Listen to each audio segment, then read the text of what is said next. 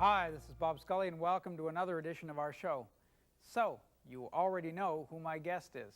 Dr. Henry Kissinger, winner of the Nobel Peace Prize in 1973, former Secretary of State under two American presidents, Richard Nixon and Gerald Ford, a man who is now in his 70s.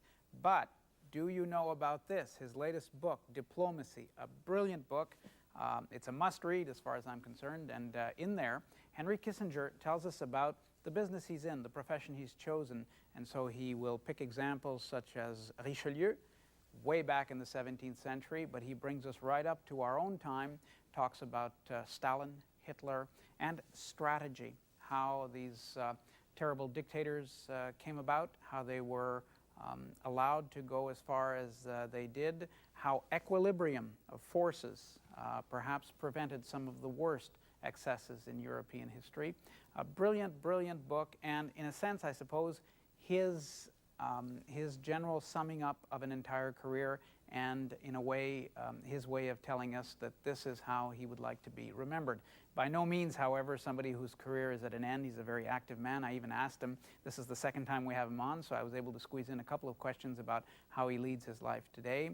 Henry Kissinger, then, still one of the best minds around, especially on world affairs, was speaking to me from his office in Manhattan.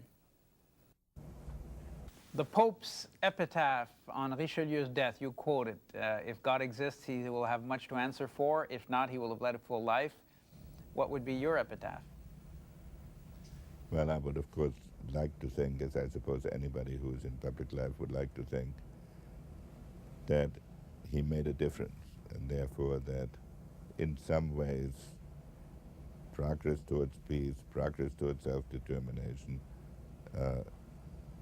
I contributed something. But what I contributed and how lasting it is, that is the nightmare of politics.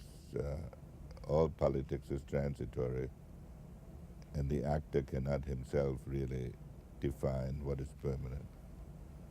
Final question. If you look back at your childhood, Dr. Kissinger, are you astounded at where you are today? Well, of course, the town in Germany in which I lived was under the Nazis, so my recollection of it is not all that exuberant. But yes, I am astonished. The last thing I expected when I lived in that little town in Germany and concentrated on the local soccer club, that one day I would be Secretary of State of the most powerful nation in the world and play whatever marginal role I play in American political life.